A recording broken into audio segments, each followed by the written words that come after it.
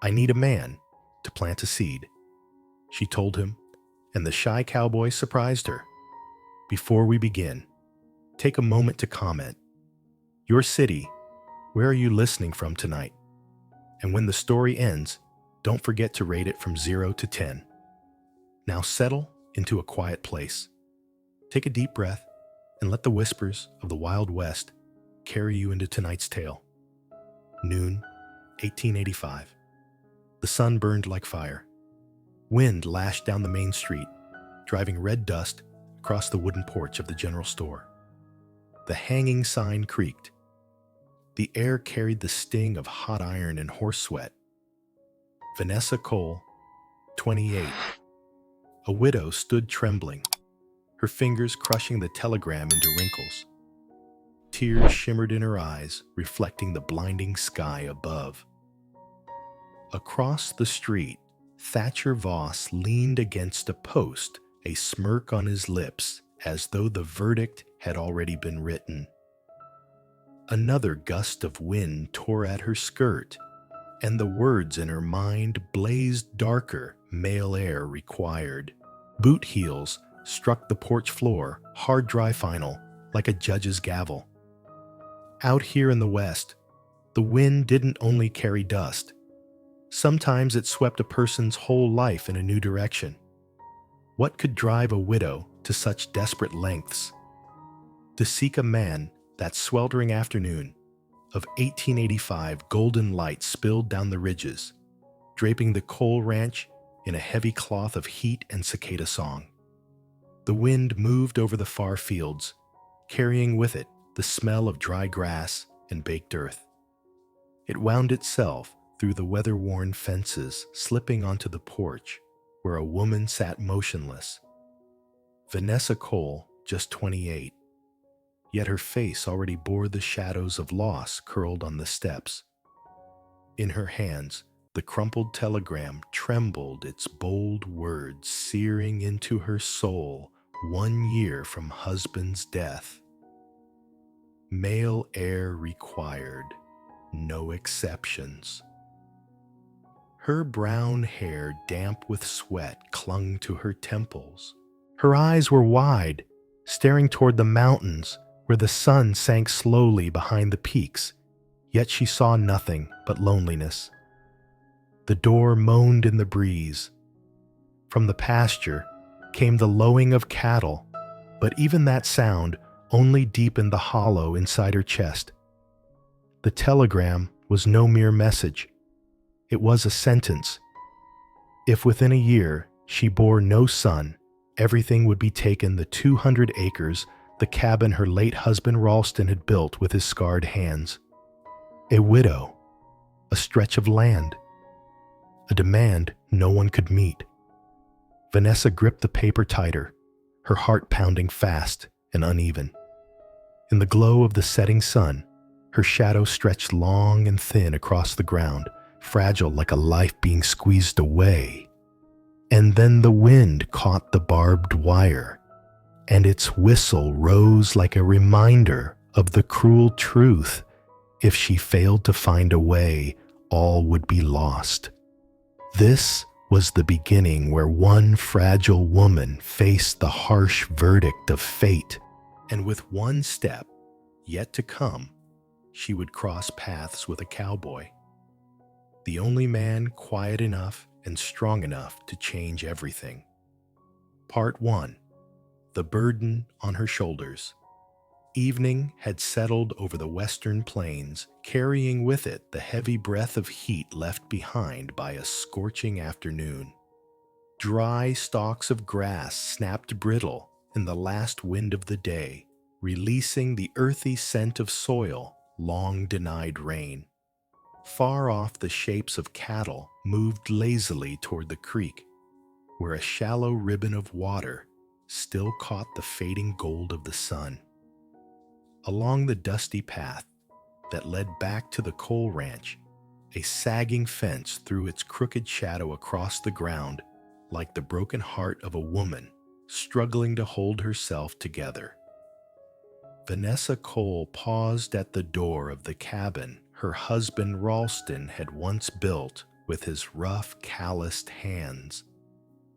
But now that door no longer opened into a home. It felt like the threshold of a sentence. In her grasp was the telegram, crumpled and worn, its ink blurred by sweat and quiet tears.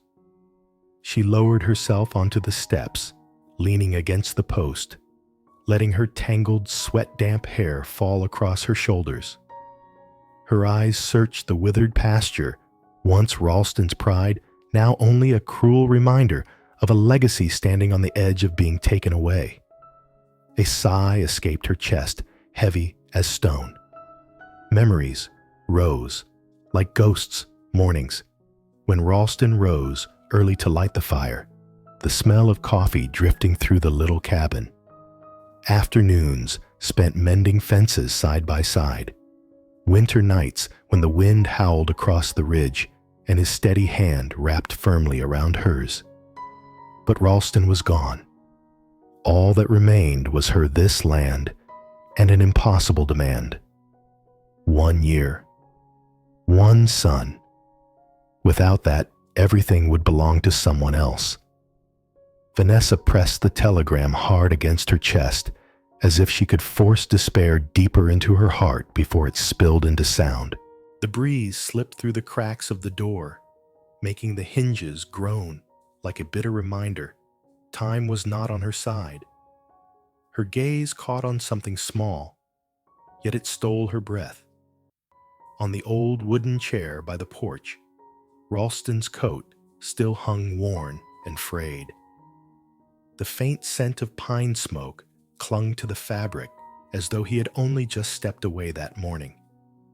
She reached out, brushed her hand along it, and tears welled in her eyes. "Ralston," she whispered, her voice ragged against the evening air. "You left me a home, but also a mountain to bear." Above, the sky bled red like an unhealed wound.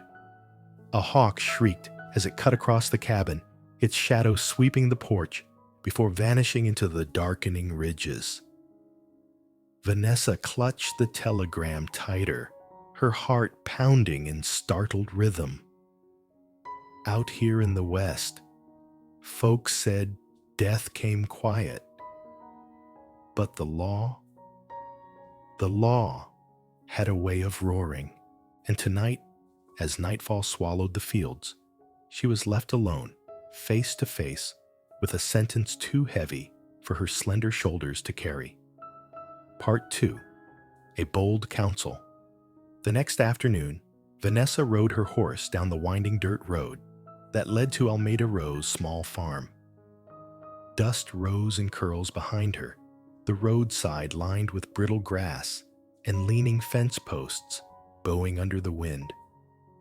When she pulled up to the porch, Almeida was busy at the clothesline, pinning up a flutter of white garments that snapped and swayed in the hot breeze.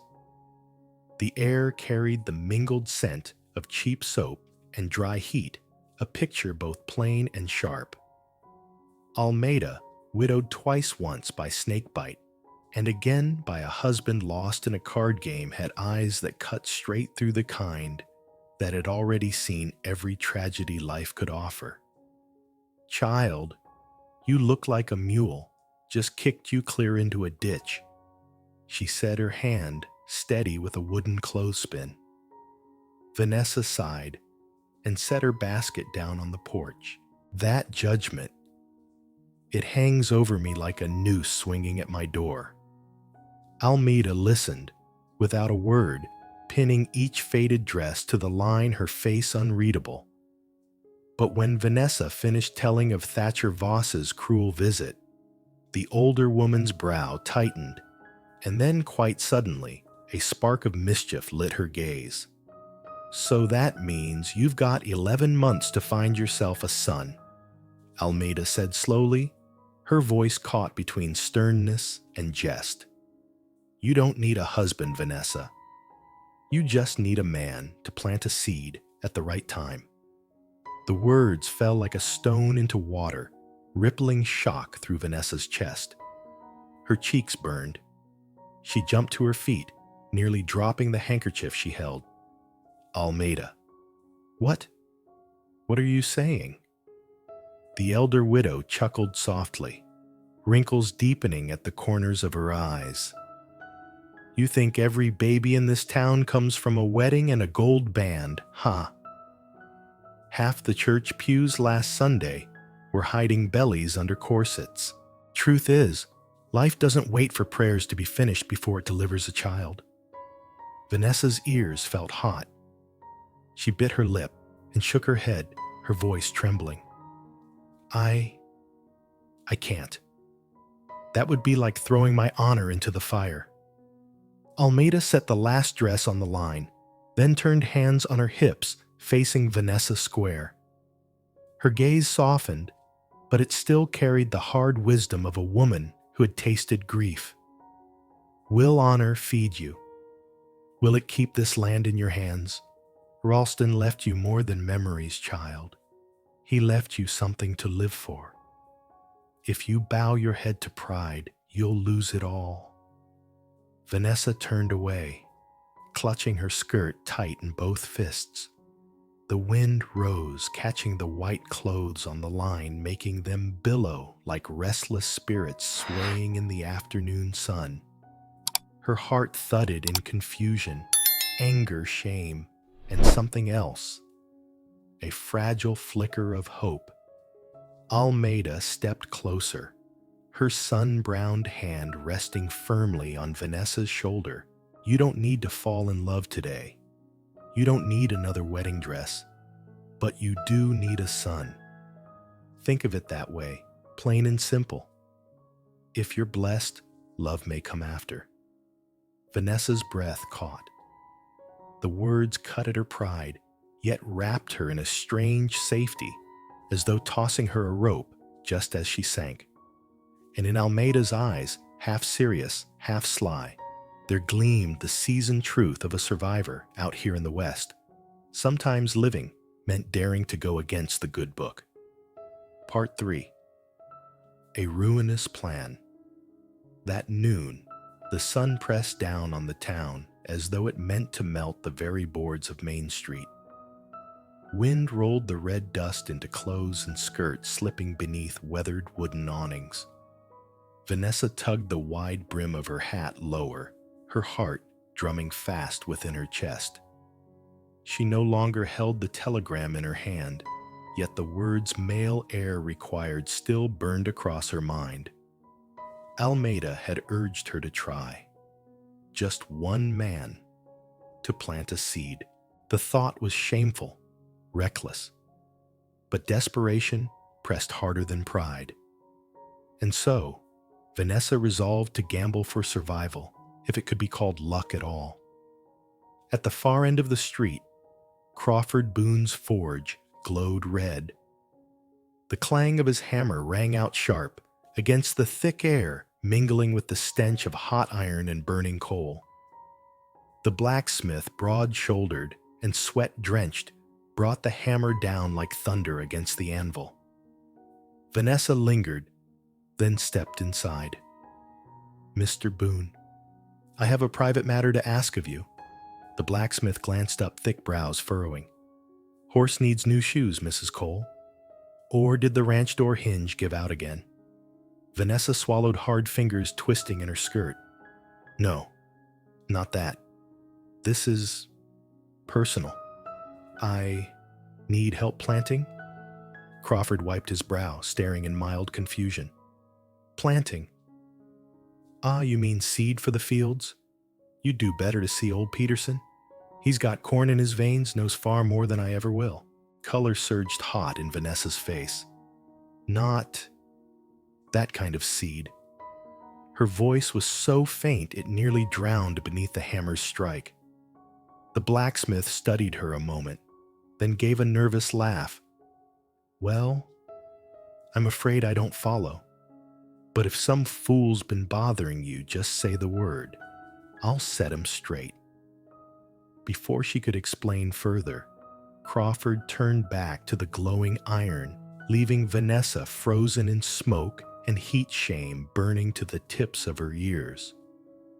She forced down a sigh and stepped back into the street. At the other end, Sheriff Sutton Hale strode along the boardwalk, silver star gleaming on his chest, his boots striking a steady rhythm. A stern man, careful with words, perhaps he would understand. "Sheriff?" she called softly. Sutton touched the brim of his hat. "Afternoon, Mrs. Cole." Trouble Vanessa cast a glance around, making sure no one leaned close to listen. It's something I can't ignore. It's about the ranch, about its future." The sheriff's gray eyes darkened. "Is this another matter with the Voss family? I know the law bites hard, but..." "Not exactly." Her throat tightened. "The land remains mine only if there is an heir. A son." Sutton stopped in his tracks. Silence held for a long moment before he cleared his throat. "I see. But surely you're not suggesting that I..." Vanessa's cheeks flamed. She shook her head quickly.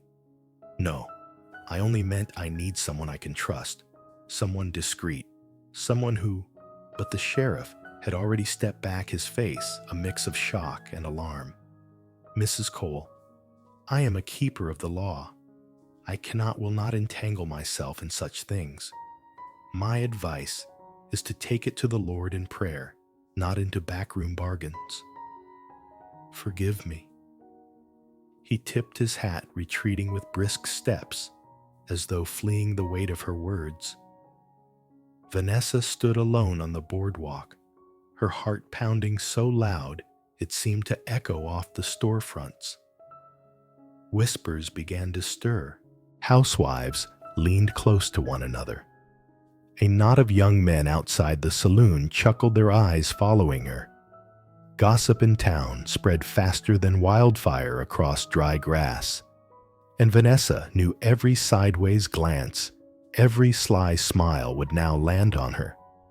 Her steps faltered as she left Main Street, the clap of her boots on wood sounding like jeers in her ears. And in her mind, she saw Ralston's gentle face, her good, honest husband, who could never have imagined she'd be brought to such shame. A single tear slipped down into the dust. This plan was ruinous. Part 4. When Rumors Ride the Wind. It took less than a day for the little town, usually quiet as a prayer, to swell into a boiling pot of whispers. Folks out west often said the wind might sweep across the prairie, but rumors blew straight through people's doors. And this time, the name Vanessa Cole drifted on every hot breath. Sunday morning, the church bell tolled its sound, carrying over rows of wooden houses clinging to eager ears. People gathered, polished, and pressed the cheap scent of perfume mixing with damp pine. But the air no longer held the reverence of a Sabbath. Instead, it quivered with sidelong glances and sly smiles hidden behind hymnals. When Vanessa entered, her plain black dress brushed the wooden floor, and every conversation faltered as if cut by an unseen hand. Wives huddled close, whispering behind paper fans. "Did you hear? She's out searching for a man?" Like she was picking out breeding stock. Heavens, to say such a thing out loud here, I'm ashamed for her. Vanessa kept her head down, slipping into the last pew, pretending not to hear. But the stares pricked her back like arrows. After the sermon, Preacher Davidson, stern with silver in his hair, descended from the pulpit. His eyes weighed heavy, and his voice dropped just low enough to carry to the women nearby. "Sister Cole, I must remind you, the devil sows seeds of temptation in lonely soil. I trust you'll keep yourself clean." Vanessa's throat tightened, her cheeks burning. She whispered back, "Pastor, I've done nothing against the Lord." But the words fell flat, unable to wash away the judgment already fixed in their eyes. By afternoon, In the marketplace, along Main Street, the rumors swelled like a summer storm. Mrs. Henderson, the innkeeper, leaned close, her voice sweet with spite. I saw it myself. Whispering with the sheriff, right outside the bank. The way she looked at him, plain as day. Mrs. Murphy, hands busy with pickles, chimed in. And I heard she went to Crawford Boone at the forge talking about planting seed. Lord help us, are we turning into a breeding barn? A titter of laughter rose, young women pretending to hide their smiles, eyes glittering with mean delight. An old vegetable seller only shook his head. Pitiful. But a woman who don't guard her honor, she burns herself sooner or later. Vanessa passed with her basket trembling in her hands. Every whisper seemed to chase her. Every stare felt hammered into her like nails until each step on the dusty street left a deeper stain on her pride. As the sun slid behind the ridge, yellow lamplight spilled from the saloon. Fiddle music tangled with rough laughter. Inside the haze of smoke, the widow Cole had become sport. One cowboy slammed his cup down. They say she's hunting a man like a mare looks for a stud. Won't be long before she opens a breeding ranch of her own. Laughter erupted, ale spilling. Another voice cut in, careful. If she casts an eye on you, you'll be a daddy by dawn. The roar of mirth drowned out the music. But in a dim corner, Bridger McCallan, the young ranch hand, sat silent, fingers tight around his glass, his face flushed, not with whiskey, but with anger for the woman he quietly admired. That night, on a dark street, lit only by weak lantern, glow curtains twitched in quiet houses. Behind the fabric, wives peered out their eyes, following Vanessa's lonely figure as she walked home. Shameful. A woman flaunting such a thing openly. Maybe so. But think, if she truly found a man, that ranch would stay hers forever. Perhaps we're the fools chained to rules too tight. A harsher voice snapped back, enough. Just keep our daughters clear of her kind. Vanessa's steps never slowed, though her shoulders were rigid, as if carrying the sky itself. The crescent moon hung like a blade over the night. Dogs barked in the distance. The wind hummed against barbed wire, and inside, her every whisper clawed deeper at her dignity. Back at the ranch, she paused on the porch. Her shadow stretched thin under the moonlight, fragile as if it might vanish. Inside, Ralston's old coat still hung in the corner, carrying the faint smoke of pine wood. Vanessa pressed her forehead against it, tears spilling. My love, if you were here, would you let me bear such shame? The wind outside howled its only answer. In the West, survival was often bought at the cruelest price. Part 5. Eyes by the Fence. Sunset poured over the Cole Ranch, gold and amber spilling like honey across the dry fields. The last flock of birds rose into the skywings, cutting a cross shape as they drifted toward the dark green ridges. The wind carried the mingled scent of scorched grass and pine resin, laying a strange hush upon the land. At the north fence line, Bridger McCallan bent over a strand of rusted barbed wire, mending it with quiet patience. His faded shirt clung loose across his shoulders, sleeves rolled to the elbow, bearing arms made hard by years of labor. His hands, scarred and strong, worked steady and sure. The bite of his pliers against the metal clicked in rhythm, with the distant lowing of cattle weaving the simple music of a quiet life. From the porch of the cabin, Vanessa stood watching her shadow long against the earth. From that distance, She saw how Bridger's black hair fell across his brow as he bent, then lifted again as he tied each knot with care. The setting sun caught on his skin, gilding his brow with light and sweat. For the first time she realized through all these months, Bridger had never left the ranch. Not once. Even when wages lagged, even with work aplenty in other places he had stayed. Quiet, steadfast, keeping each post, each steer, each acre from falling to ruin. Her mind slipped back to the nights when Ralston still lived when illness weighed him down. It had been Bridger who kept the herd through the dark, who fixed the water troughs, who split the wood for the fire. And after Ralston passed on, it was still Bridger shouldering the heaviest burdens, never a word of complaint. A breeze swept the field, pulling taut the fresh strand of wire until it sang a sharp ting like a guitar string. Bridger paused, lifted his head toward the cabin, and for a moment his eyes caught hers. No word was spoken.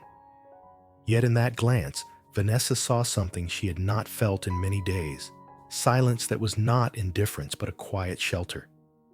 His eyes held no judgment, no pity, no mocking edge like those in town. Only a steady warmth, as if to say, I am here. I never left. Her chest tightened. After so many days beneath whispers and scorn, one look eased the weight pressing down on her shoulders. The sky deepened violet. Bridger lowered his gaze once more, tightening wire as though nothing had passed between them. But in Vanessa's heart, a seed had been planted, small, fragile, yet alive.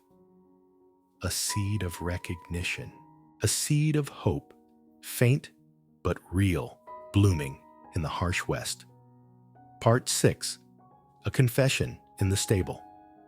Evening light spilled across the coal ranch, streaks of gold breaking through the slats of the horse stable. Inside, the air carried the mingled scents of dry hay, old timber steeped in sweat, and the warm musk of gentle animals. A mare's steady breathing rose and fell, hooves scuffing lightly against the dirt floor.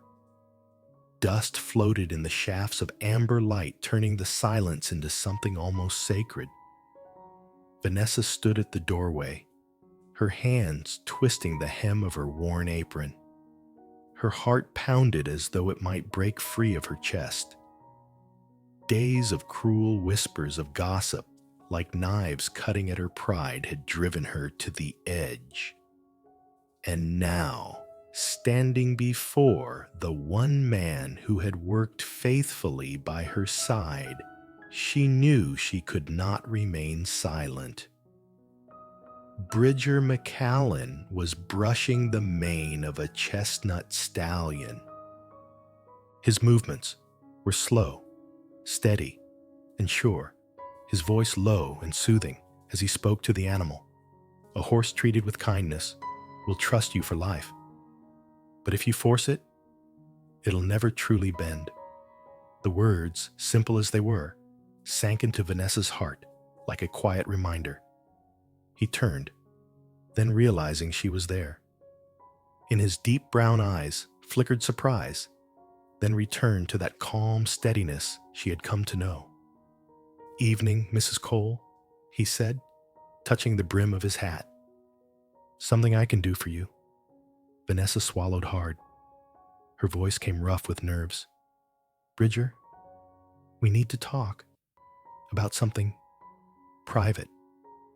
He set down the brush, facing her fully, his gaze open and ready to listen. She stepped closer, the light from the gaps in the wall falling across her face, catching the sheen of her tear-brimmed eyes and trembling lips.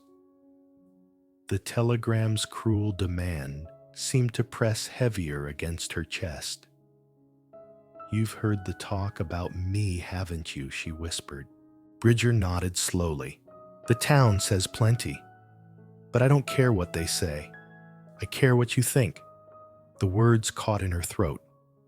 For days, all she had met were stares of judgment, voices quick to condemn. Only he, silent steady, looked at her without scorn. Ralston left me this ranch, she said, twisting her apron tighter, but the law demands that I give it a son within a year. If not, everything will be lost. She drew a breath, forcing the next words past her trembling lips. I need a man, not necessarily a husband, just a child. Her voice cracked, part trembling, part fierce. The confession rang through the stable like a mournful bell. Bridger did not move at once. He stood still, the golden light soft across his sun-browned face, his eyes fixed on hers. Then slowly he stepped forward. You say you need a man. He set his voice deep and steady. Then let me ask you, if you could choose anyone, who would it be? The question struck her like a sudden wind. Vanessa's eyes lifted glistening. I only want someone I can trust. Someone who cares for this ranch. And for me. Bridger's jaw tightened. His hand clenched briefly at the glove hanging on his belt, then released. His words came low, trembling, yet sure. I've cared for you from the first day I set foot on this ranch. For 3 years now, every dawn, every dusk, I've worked not just for this land. I worked for you. Vanessa's breath caught her eyes widening. He lowered his gaze, then raised it again, his eyes burning with quiet resolve. I kept silent because you belonged to a good man, and I would not dishonor that.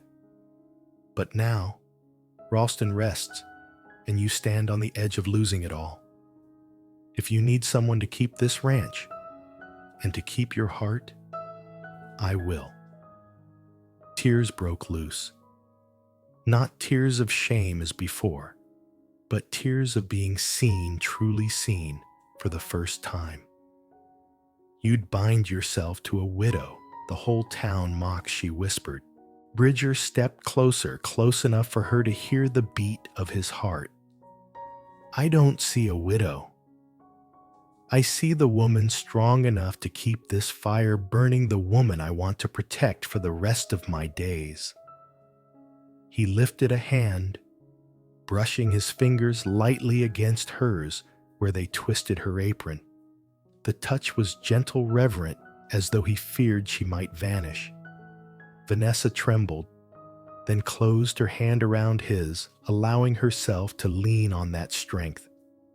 The stable hushed, save for the soft snort of a horse and the sigh of wind through the boards. Bridger lowered his voice to a vow.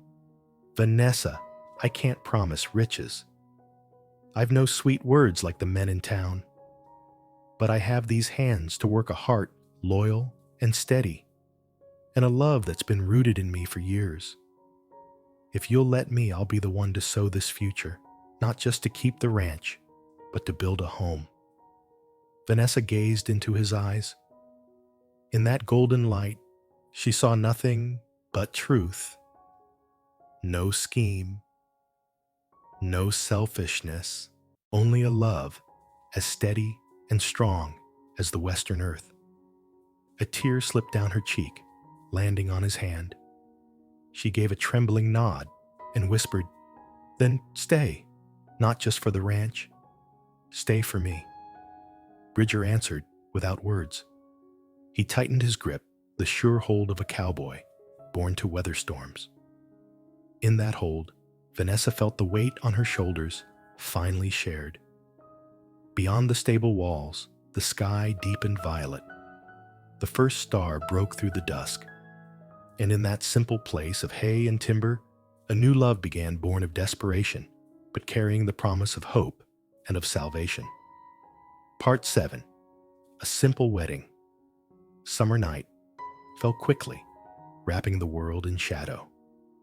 Inside the small wooden room of Pastor Davidson, golden lamplight flickered against the walls, stretching their silhouettes long and trembling as if in a quiet dance. The air carried the scent of melting beeswax and aged pine, solemn yet homely in its simplicity. Vanessa Cole stood still, her hands clasped tightly together to keep them from shaking. She wore a plain ivory dress, its stitching worn by time, yet clean and carefully pressed. Her hair was pinned neatly, with a few loose strands quivering against her breath. Nearly 3 months had passed since the storm of rumors had begun, months of shame and judgment. And now, before the pastor, she was to become a wife once more. But this time, it was for love. Bridger McCallan stood beside her. His white shirt was simple and pressed, his old coat brushed clean. His sun-worn face was solemn, his dark eyes tense, but glowing with quiet resolve. In the way he looked at Vanessa, there was gentleness, there was love, and there was a silent vow: I will stay. You will never stand alone again. Behind them, Almeida Rowe folded her arms, her smile, part mischief, part satisfaction. She had been the one to nudge Vanessa toward this choice, and now she bore witness with pride. See there, she whispered to Dr. Craven. I told you, love doesn't need an invitation, just a little push. The old doctor, hair silver eyes, kind and knowing, adjusted his spectacles and nodded. Your push does more than any medicine I've ever prescribed, he replied half in jest. Yet his gaze upon the couple was steady, warm, and grave. Pastor Davidson opened his well-worn Bible, his voice deep and sonorous, echoing like the morning church bell. We gather here in the presence of God and community to join these two in the covenant of marriage. A covenant that is not just a promise, but the very foundation of hope and home. Each word struck sure and gentle, like a hammer driving nails. Vanessa's heart raced not with the panic of desperation, but with the steady beat of a new beginning. From his pocket, Bridger drew a plain silver ring. He had no wealth for gold or gems, but Vanessa knew it was a keepsake from his mother, a treasure he had carried all his life. Taking her hand, his voice came low and husky. Vanessa, from the first day I set foot on this ranch, I knew it was home. But today, I finally understand. Home is not land, or wood or cattle. Home is standing here with you. I give you this ring, not just as a promise, but as my whole heart. Vanessa's hand trembled, in his tears gathering in her eyes. She answered through a broken whisper, Bridger, you stayed when the whole town turned its back on me. You carried what I could not, and you guarded me when I fell. I give you my heart, not because of that cruel condition in the law, but because you are the reason I can keep living. The pastor's eyes softened. Lifting his hand, he declared, I now pronounce you husband and wife. Live together in faith and love and in loyalty from this day to the end of days. Bridger bent his lips, brushing hers. It was no fiery kiss, but tender trembling, as though two weary souls had finally found shelter after the storm. Lamplight shimmered on their hair, bathing them in a golden glow, turning the little room into a sanctuary. Almeida dabbed at her eyes, then chuckled. Well, that's done. We've saved a ranch and 2 hearts. I'd say that's fair. Dr. Craven cleared his throat, his eyes shining, and perhaps a future as well. When the vows were finished, they stepped out onto the pastor's porch. Night had fully claimed the sky, 1,000 stars gleaming, and the crescent moon hanging like a silver sickle. Cool wind drifted through, carrying the scent of wildflowers from the prairie. Vanessa clutched Bridger's hand. For the first time in months, she felt no shame, no fear, only peace. Bridger leaned close, his voice low like the whisper of wind through the fence posts. You'll never be alone again, Vanessa. From now on, every burden will be ours to share. She laid her head on his shoulder, tears falling, sweet tears this time. In the starlight, she felt Ralston's presence smiling from afar, not with anger, but with blessing. And she knew the sorrowful chapter had closed, and a new one had opened, one of love, plain and true, strong enough to weather the West. There were no flowers, no music, no grand guests, only four souls and the glow of lamplight. Yet in that simplicity, a new home was built solid as iron, tender as hay in the stable. Part 8. The Night of Birth. That night, the coal ranch glowed brighter than ever. Lantern light streamed from the cabin windows like signals spilling over the weathered fence, across the dry pasture, and down the dusty road into the yard. Beyond the sky was a dark shroud, heavy clouds smothering moon and stars. Only the rasp of insects and the wail of wind through the canyon marked the hour. But inside the wooden house, a battle was being waged, more fierce, more sacred than any gunfight. The battle of birth. Vanessa lay upon the wooden bed, her brown hair damp and tangled against her temples, her face pale, yet her eyes lit with a fierce determination to hold this ranch, to hold this home. Each wave of pain drove through her like fire, forcing her to bite her lip, to keep from crying out too loud. At her side, Almeida Rowe eyes, blazing like coals, commanded the room with the force of a general seasoned by war. Bridger, she barked, her voice sharp as iron. More hot water, and bring clean cloths from the chest in the kitchen. Bridger hurried, boots pounding the floor. His face had gone pale, sweat dripping down his brow. Every faint cry from Vanessa cut him deeper than any blade. He had faced storms with cattle, he had turned wolves back with a rifle. But before the pain of the woman he loved, he felt helpless. Dr. Craven was there too.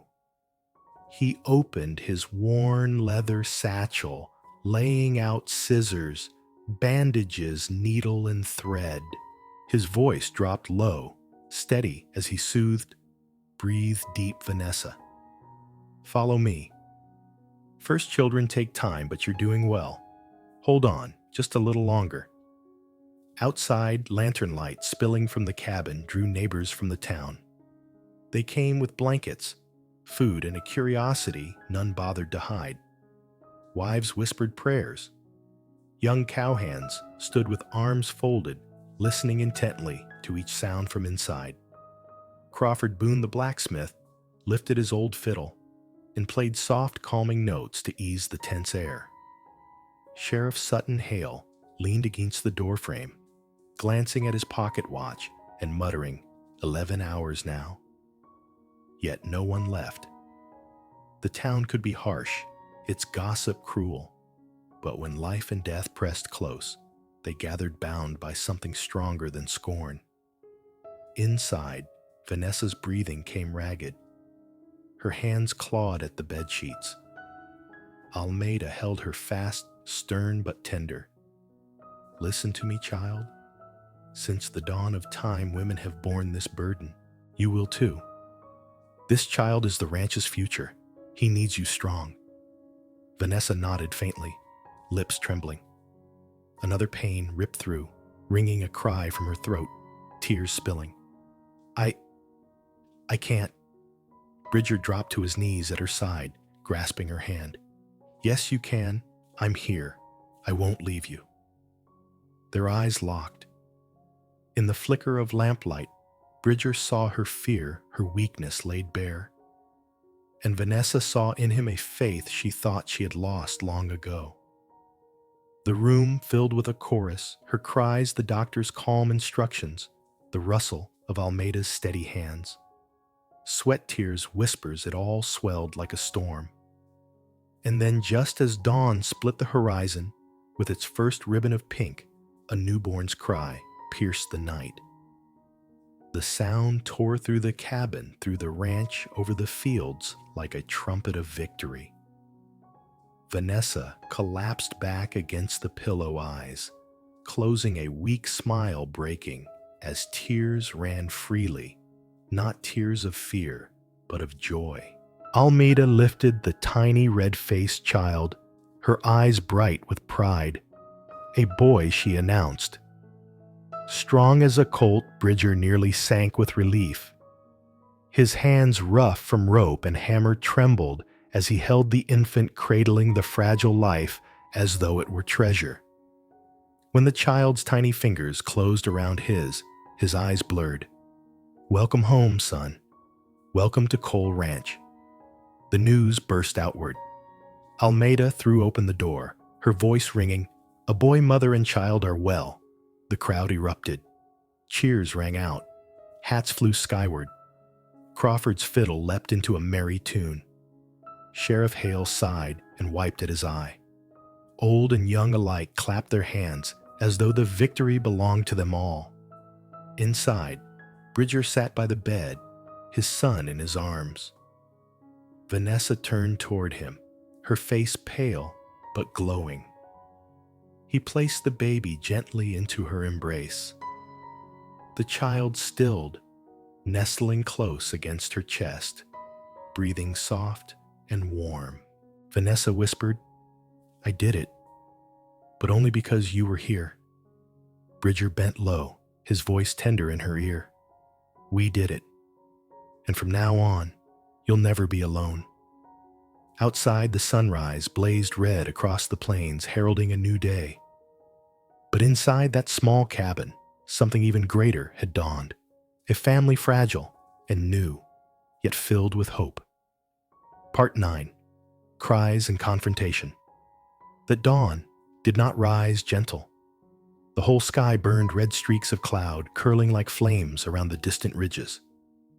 Roosters crowed from neighboring farms, mingling with the lowing of cattle and the clop of hooves on the dirt road. But inside the coal cabin, the loudest sound was not from the fields. It was the cry of a newborn child. The baby boy, face wrinkled and flushed, waved tiny fists in the air, his first cries ringing like a bell, announcing a new beginning. Vanessa, drenched in sweat, sank against her pillow, her eyes shining with both exhaustion and joy. Beside her, Bridger cradled his wife and son, his shoulders once so unyielding now, trembling with tender weakness. But that joy had scarcely taken root when hoofbeats thundered outside, sharp and steady as a drum of ill omen. Almeida stepped onto the porch, her eyes narrowing at the dust rising by the ranch gate. A polished carriage rolled into the yard. From it descended Thatcher Voss, wrapped in a black velvet coat leather case in hand, his face glowing with smugness, his eyes narrowed like a snake about to strike. "Well, well." His voice rang out, drawn long, so all could hear. "I hear congratulations are in order. A child has been born, hasn't it?" The neighbors, who had kept vigil through the night, stirred uneasily. Murmurs ran through the crowd. Sheriff Sutton Hale moved forward, hand resting near the revolver on his belt. Almeida planted herself squarely on the steps, arms firm against her sides. "What business brings you here, Thatcher? The child is less than an hour old. This home needs quiet, not your noise." Thatcher smirked and raised the bundle of papers high. "I've come to clarify matters of law. The will of the late Ralston Cole is plain. Only if a male heir is born within the year, and lawfully so, shall this ranch remain with the widow. I suspect there may be irregularities." Gasps rippled through the yard. Whispers flew Lord above he'd come at a time like this, like a vulture sniffing blood. Sheriff Hale stepped forward, his voice cold. "Mr. Voss, this is no place for disruption.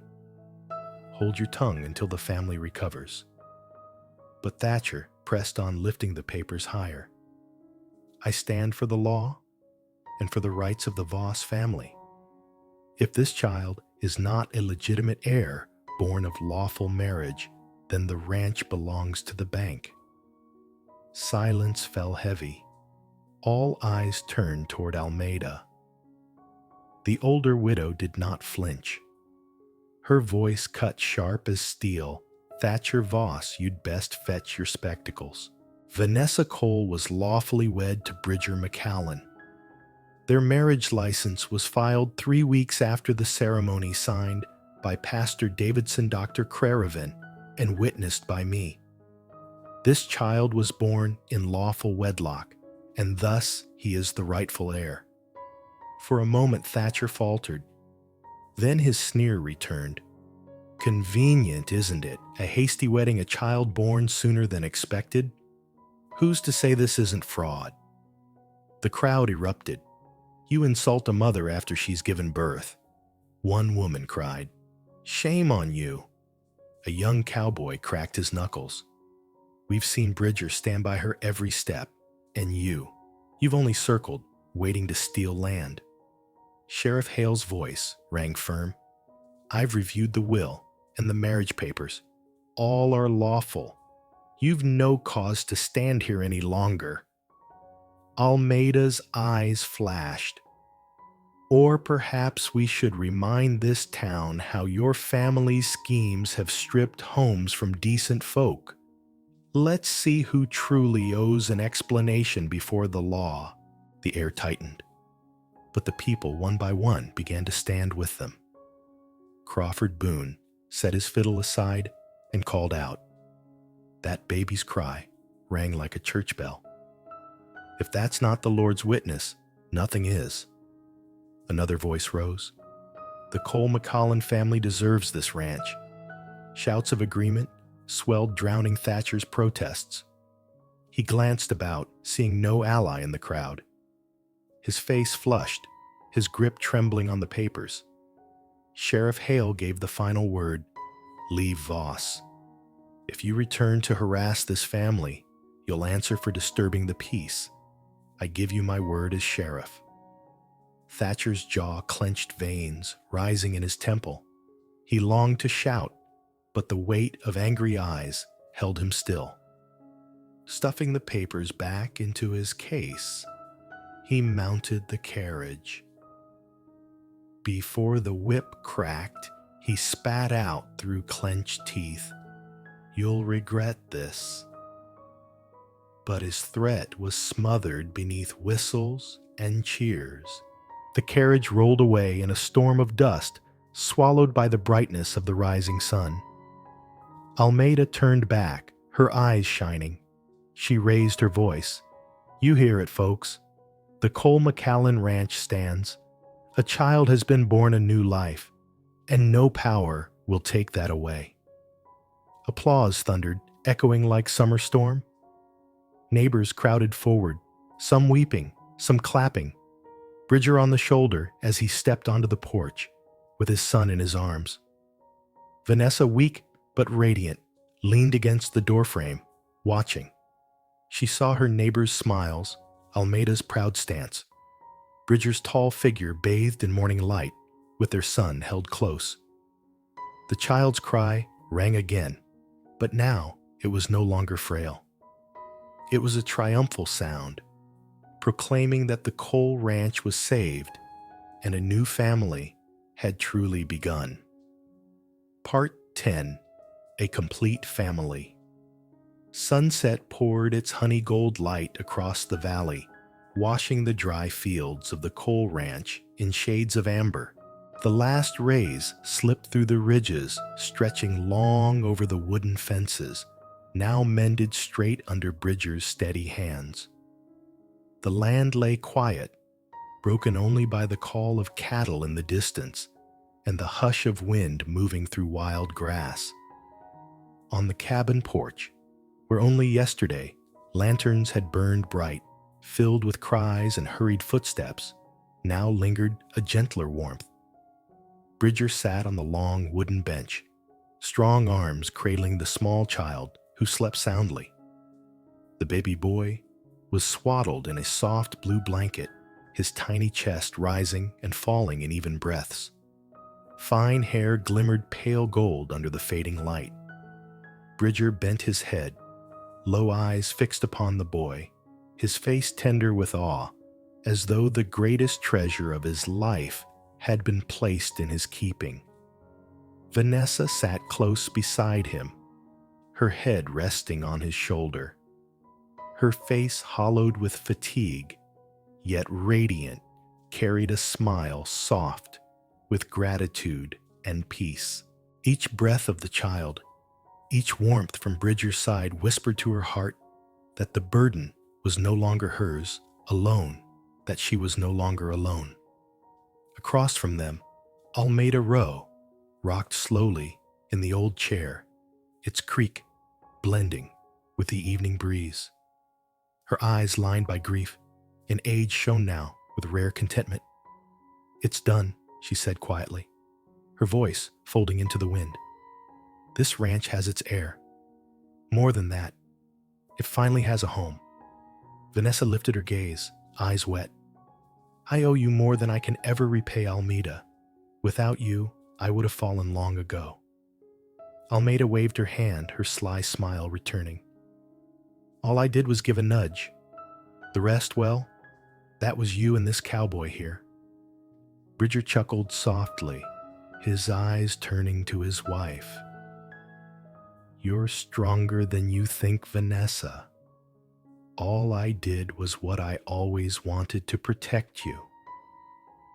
His words brought her fingers to his, squeezing with quiet emotion.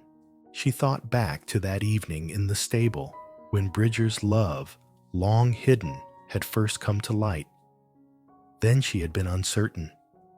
Now everything was clear as the sunset spreading across the valley.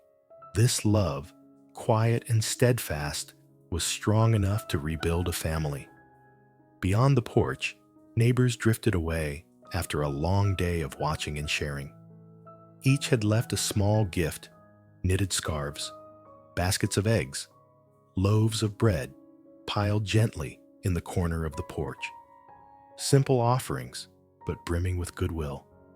"See there," Almeida said, leaning forward. "The town has changed. They once mocked you, but today they stood with you. That child didn't just save this ranch, he saved your name."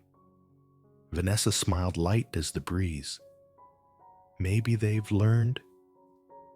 Anyone can stumble, but true love is worth standing by." Night gathered the western sky, jeweled with 1,000 stars. Bridger rose, carrying his son to the edge of the porch. He lifted his face to the heavens, his voice rough yet steady. "Son, I promise you'll grow on this land. I'll teach you to ride, to keep your word, and most of all, to love. You'll inherit not just Ralston's earth, but the love of both your father and mother." Vanessa slipped her arms around his back. "I believe he will grow strong, just like his father." Almeida sighed, her voice softened by peace. "I've seen too many graves, too much loss. But tonight, I've seen a beginning, and that is enough for the rest of my days." The night wind carried the scent of hay and wood smoke. Behind them, the cabin lamp flickered against simple wooden walls. But on the porch, under the starlit sky, a new family had taken root. Vanessa leaned her head against Bridger, whispering, "I once thought love was a luxury fate had stolen from me. Now I know. Out here in the hard West, love is the only shelter we have." Bridger bent and pressed a kiss to her brow. The baby stirred softly, then drifted back into sleep. Almeida closed her eyes, rocking gently, letting the wind and the song of night creatures weave a lullaby for them all, a complete family. Sunset gave way to night, but no shadow could touch them now. The coal ranch, once on the edge of loss, glowed with the fire of love, loyalty, and hope. And in that stillness, the story closed, not with gunfire, not with vengeance, but with a whisper. In the west, where the land is harsh and the winds are wild, love is the only thing that saves. Under the starlit sky, the western night stretched wide, the heavens spread, like black velvet scattered with silver gems. A soft breeze drifted from the valley, carrying the scent of dry grass and the faint smoke of supper's fire. The coal ranch lay in silence, broken only by the dim glow of a lantern spilling from the cabin, lighting the porch, where a small family sat close together. Bridger rested on the steps, his strong arms cradling the tiny son against his chest. His lullaby was no fancy tune, just the rhythm of steady breath and the whisper of simple words. Sleep now, my boy. Your mama and I are here. The child stirred, then slipped into slumber within that steadfast embrace, his small breaths falling in time with the heartbeat of his father. Vanessa sat close, her head leaned against Bridger's shoulder. Her smile was soft, her eyes glistening, but no longer with sorrow. Only tears of gratitude remained. Beside her, the cries of her child had turned into a lullaby, reminding her that this home had been redeemed by love, by loyalty. For a moment, Almeida lingered at the porch's edge, watching the scene with eyes alight. She spoke no words, only let a slow smile spread across a face long carved by grief. Then she turned her figure, fading into the gentle dark, her footsteps falling quiet like one who had finished her watch and could leave in peace. On the porch remained only three, a small family, yet complete. The hum of crickets, the sigh of wind through the fence, the father's murmur blending with the mother's heartbeat, together weaving a hymn of peace beneath the endless sky. And in that moment, Vanessa whispered her words, meant for her husband, her son, and for herself, out here in the hard West. Love is the only shelter. The sky answered with silence, but the stars blazed brighter as if bearing witness. And on that humble porch a home was born, quiet, steadfast, and strong enough to weather every storm.